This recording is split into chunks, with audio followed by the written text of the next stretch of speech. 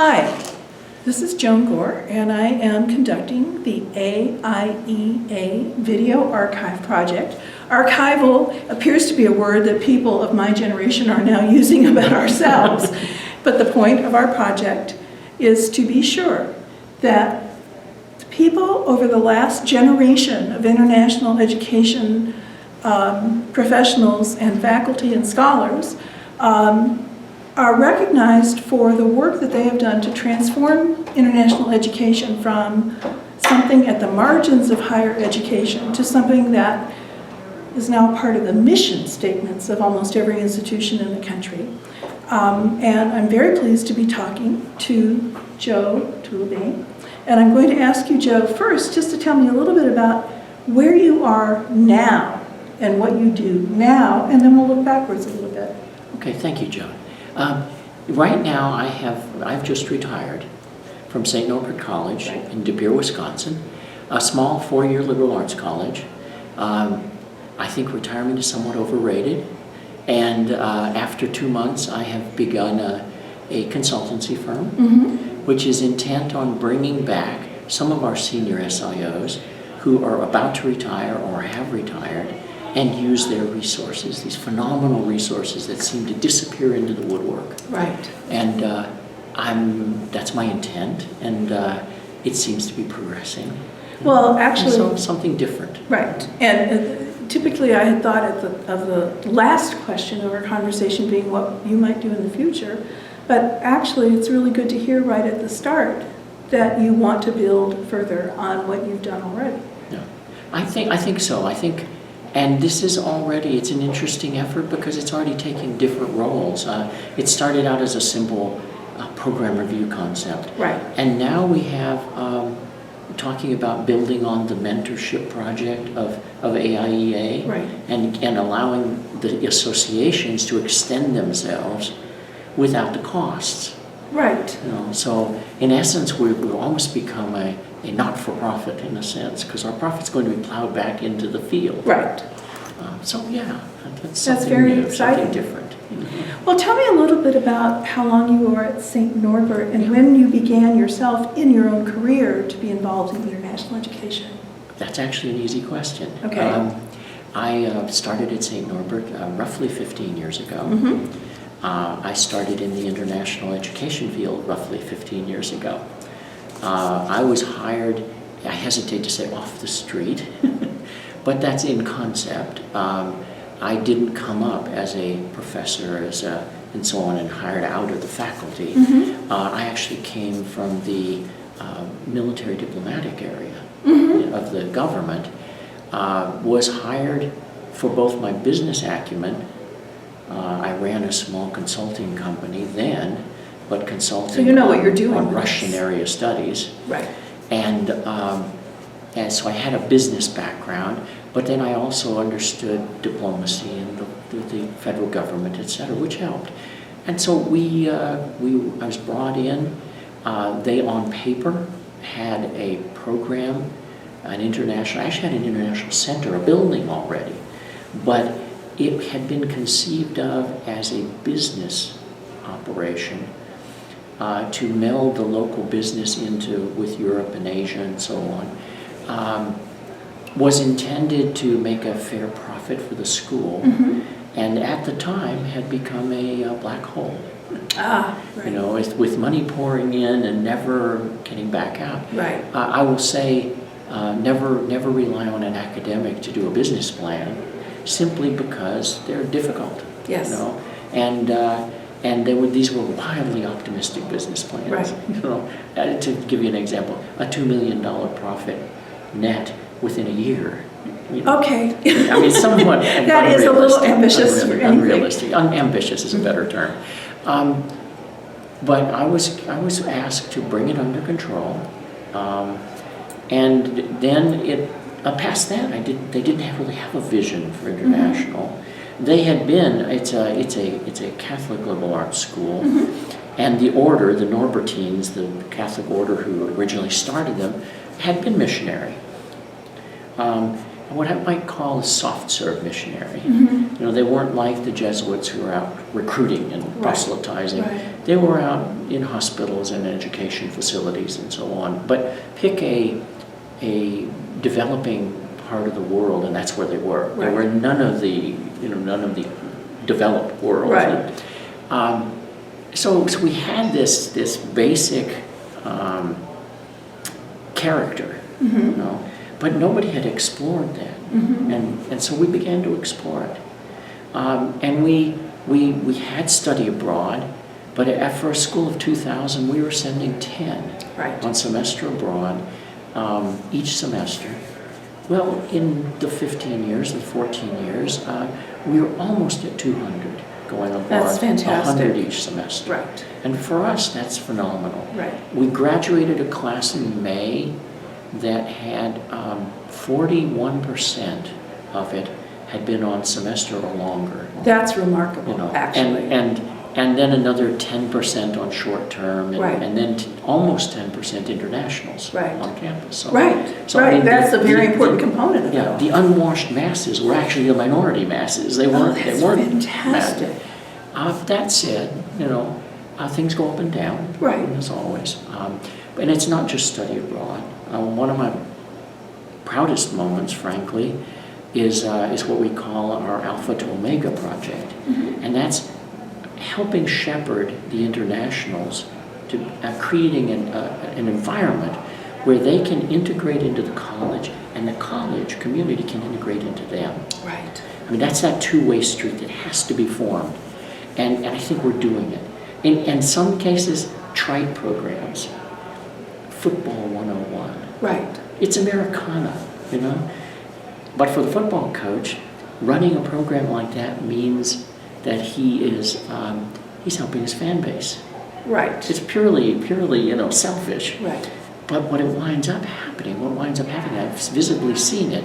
A group of Japanese students are walking down the sidewalk, and a group of football players come past them, and the football players say, "Hey, hi, do you remember us from the practice?" Yes. That would have never happened. Exactly. You know, we have similar programs with the Greeks, which we consider to be the most insular of our clubs. Right.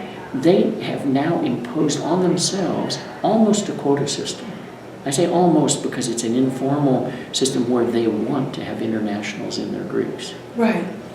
I mean, That's unheard of, fantastic. you know. That is So- fantastic. So we've made some progress. So, you know, in considering, that as you said, that in most situations, the vast majority of American students are not going to go abroad. That's correct. The reality Well, it's is, true. if we're really talking about global citizenship, whatever Mhm. we use that term to mean, we have to figure out what's going on our campuses. Of course. And it looks like that was one of the accomplishments of That was one of Japan. our goals. We have partially accomplished it. Right. You know, and I think you're right. I think we joke, we say it tongue in cheek, but we talk about study abroad, semester abroad, as a thrice-born operation. Right. You're born into your society. You don't understand the society because you have nothing to compare it to. Right.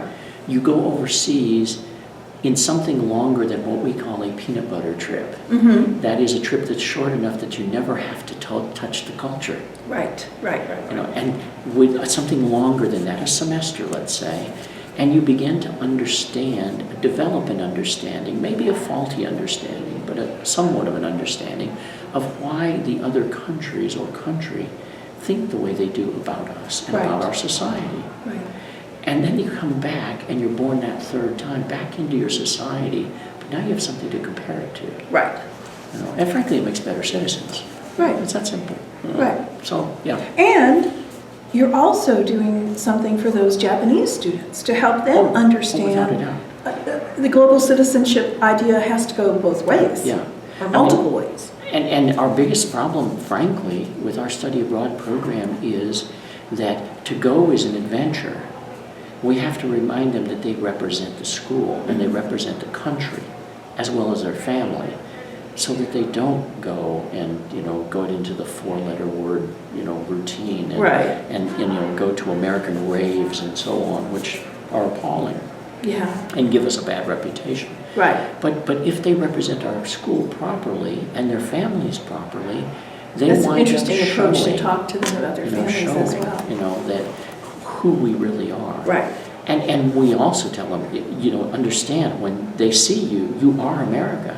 right, They will ask you questions that you've never imagined you don't know the answer to. right, You need to find the answer out to help them. right. So yeah, there's many things like that I think that help.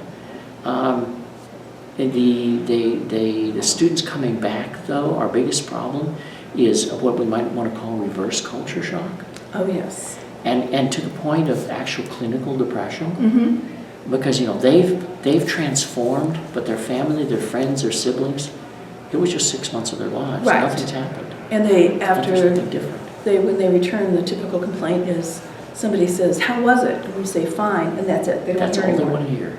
Yeah. Past that, you're wasting their time. Right, So we've now created a whole series of programs where they can express themselves. right, You know, often to the internationals who are incoming, so the internationals understand what it is to be overseas. right.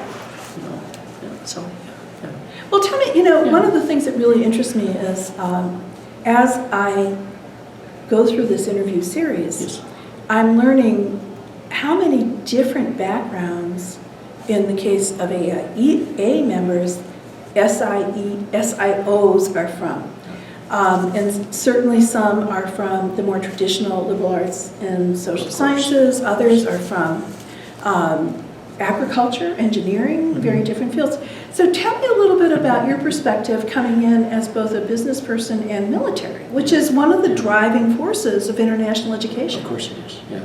And I'm the poster child for that, Okay. that odd Right. group. You know, I did have my PhD.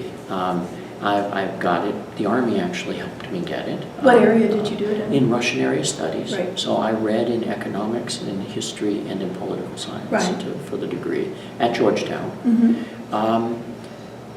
I worked as in my consultancy and so on. That was my area. And in the Army, in fact, after 6 years with troops, with soldiers, I was recruited to be what they call a regional specialist. Right, And it's the Army's, I think it's maybe a little bit much, the title, but they call us the soldier diplomats of the Army. mm-hmm. And so the idea, of course, was to work with the embassies. And so I've been in attaché a few times with the military attaché to the ambassadors.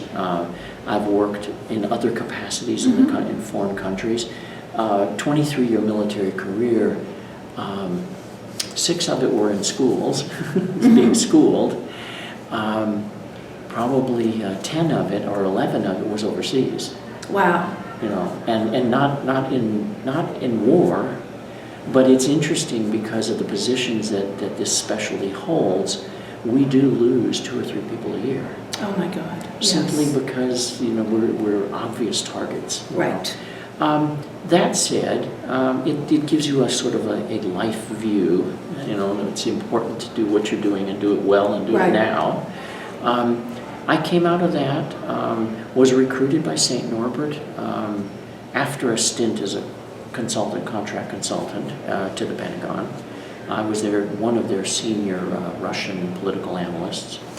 I came to St Norbert in 1999. Mm-hmm. They again hired me for a business acumen, background overseas, you know, etc. I speak Spanish because I grew up in Spain, Right. 4th grade through high school, and hence I went back to Spain as the military attaché at some Right. place in the future. Having my 2 sons actually graduate from the same high school I did, Oh, which that's is somewhat great. interesting. Yeah. You know? It's an aside, but an interesting aside, Right. I think. I brought something different than what a faculty member would bring. Now when I did kind of write the contract that I signed, when I promoted the contract, one of the things I said to the president at the time was, you know, if I come, it's because we mesh. You know, Right. I don't need the job. We need to Right. mesh. And I said, and I need to teach. Yes. And he said, I don't know that that you'll have time to do that because we're trying to fix this. And I said, I will fix the operation. That's not the issue. but I have to teach because I have to touch the kids. Right, to understand to be- the vibrancy I of have what to- you're doing. Yeah, I have to see and feel that. Yeah. And he acceded to that. And so I actually have taught in poli-sci, Russian politics, the European Union, and then the European Community. I've taught leadership. We have a leadership studies program. I've taught in that. That's wonderful. So it's bringing different things to the Right. field. But I was a faculty member. I mean, I was accepted as a Right. faculty member. Actually, I was elected as a faculty member by the faculty. That's Which is also really unique. very supportive, isn't Yeah, it? it meant they cared. Right, and it meant that what you brought to the table, you were also able to articulate in a way that they appreciated, and that does not always happen. You hope. I mean, I hoped I had, and I Right. think I did. I always couched the whole internationalization on campus as a faculty-driven process. Right, You know. right, Uh, right. And so, yeah. Yeah. So that was it's a slightly different. Right, and it is education, and it is faculty-driven, and it is also true in the way that offices of international education have developed in the U.S. They are small businesses. Of course they are. They are being charged with ensuring that they're covering their own costs, Expenses. and in some cases being a revenue generator in certain areas. Well, and my title was the director of the center, but the umbrella title was the associate dean of the college Right, for international and outreach. right, And the outreach undertook such things as high school programs and so on. right, But they were related. right, We run a multiple speaker series, and those speakers all have international bends. I mean, we're in the middle of America. It's Right. Green Bay, They say it's the upper Midwest. I think it's just the North. right, Because it's right. simply too cold. It's to be also the upper cold, I Midwest, know. But that said, we bring in speakers from Washington and from Europe, and we bring in, presidents and chancellors and so Right. on of countries Right. to talk at our school. The students need that. Right, Lech Walesa came and spoke. wow. And I chewed out my leadership students the next day because I saw none of them in the crowd. And here was one of the most important leaders of the post-communist era. A keynote. I mean, you could argue that he has as much to do with the fall of the wall Right. as anybody. Right, And, I said, you've missed a chance to see history. Right. And you don't understand that. Right. You need to. right, And so we're chipping away at the wall. right. Could I ask something I should have asked at the Yeah, beginning? That please. is, how did you find Green Bay, Wisconsin? And how did they find you? I had an open contract, an open-ended contract with the military. Mm-hmm. Essentially, I think I could have probably, I have friends that are still there today, still doing the same job. My wife would say I bore easily. Mm-hmm. And, once you can write the white papers, as they call them, in your sleep, Right. what's the point? Right. So I began a process of, with my PhD and so on, I thought, okay, I've retired from the military. I don't need a lot of money. It's not an Right. hand. So why not teach? I love teaching. Mm-hmm. I applied to a number of institutions, starting in Texas, which is where I'm from, Mm-hmm. but broadening eventually to the world. Right. And virtually didn't get a nibble. Because you're not the classic background. That's right. And I finally found a president of an unnamed university who was kind enough to write me, or actually phone me, on Thanksgiving Day to tell me I didn't get the job. But he was kind of saying, you were my candidate. Wow. And he said, and I said, well, can I, the usual questions, can I improve my resume? What can I have done wrong? And he said, your resume is sterling. There's nothing you can do. And I said, well, then you're telling me I'm simply dead in the water. And I need not to look at academia as as an issue, as a possibility. He said, no, I'm telling you, you applied for the wrong job. Perfect. Oh my And gosh. he said, we need people like you at a university as a dean, Right. at a small college as an associate dean, Right. and we need you, and you will get the job. In the spring of '99, I applied to 4 places, got 4 interviews and 2 offers. Wow, so And that one of was those great. offers was Green Bay. And I remember phoning my spouse at home in the evening when she was off her job and saying, I don't know which to take. And she said, when you talked about the first place, which was on the East Coast, a Middle Atlantic university, you said, I can do this job. I can do this job with my hands tied behind my back. It's not an issue. When you talked about St. Norbert, you were so excited. She said, I couldn't shut you up. You were just one idea after another bubbling Right. up of what you could do to turn this around. Right. And that's why we went to Green Bay. Also, we had lived in Washington on and off for 23 years. Right. And she said, I do not want to live in that kind of, in that environment, that Northern hectic, Virginia, frenetic environment. Right. In Green Bay, when I got there, I remember there was an article in the paper about gridlock. Right. They had timed their evening rush hour, and it had expanded from 6 minutes to 9 minutes. And all I could do was We're doing laugh. this interview in Washington, D.C. Yes, where we are it takes indeed. forever to get anywhere. So Green Bay, they're good people. They became my home. Oh, that's great. Are you still there? Are you staying? We are there. We are now spending a bit more time in the South, in Florida, during the winter. In fact, I'm up here from Florida. Right. We were trying 3 months out this time. I suspect it'll be eventually 4 or 5 months there and 6 or 7 months in Green Right. Bay. Green Bay is a spectacular weather in the fall, spring, right. and summer. But it's the winter. It's the that's winters, difficult. yeah. We are. One of the problems with being a nomad, which is what I have been, Right. both an international nomad and a domestic nomad, is that you don't live places very long. Right. And so Green Bay with 15 years is the longest we've ever lived That's in my fantastic. life anywhere. Right. That's amazing. And that means So those that are my you were friends. rooted. Yeah. Yes. Yeah. For the first time. For the first time, That's ever. fantastic. You talk to people and they say, oh, yeah, we go to Thanksgiving with our grandparents and, they're 10 doors down the road. Right. Right. My kids saw their grandparents probably once every 5 years. Right. Right. Yeah. I think I understand what you're saying. And both boys would have told me, they did tell me, when they were in 6th grade and 4th grade, yeah, I was here back for a school in Northern Virginia, in fact, in the Tidewater area.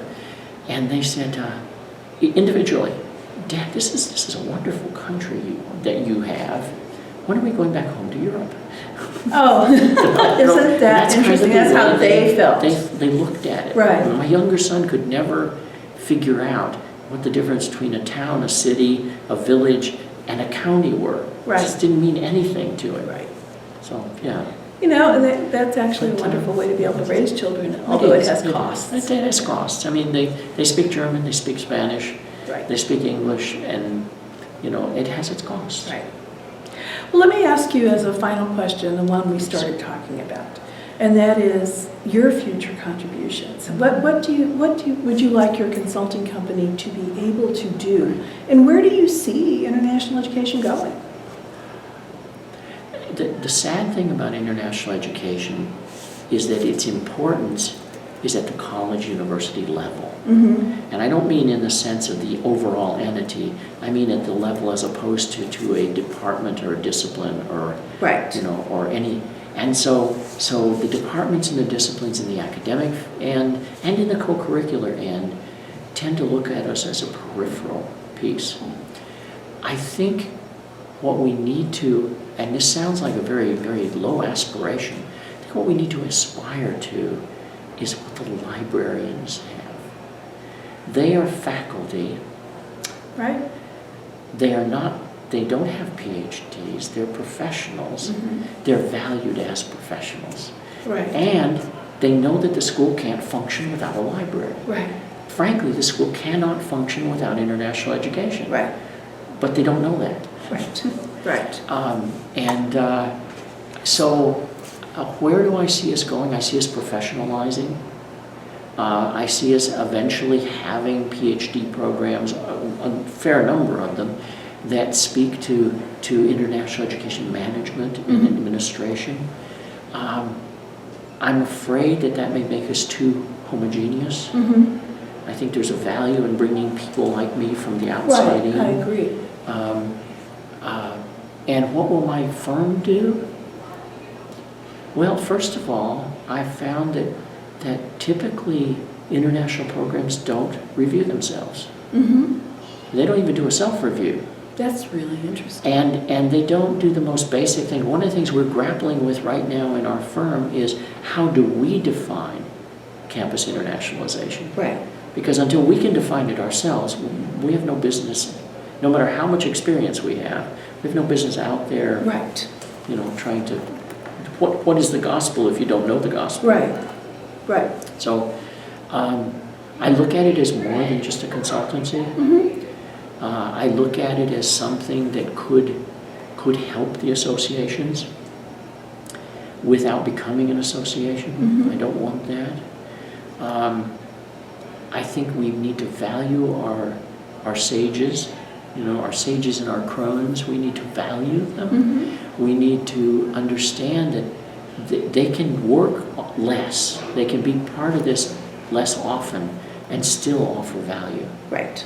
And somehow that's what I want to get to. Right. Before I get too old to do it. Right. Well, I think that's very exciting, and I wish you the best of luck with that. Thank you. It'll be interesting to hear the next time you retire.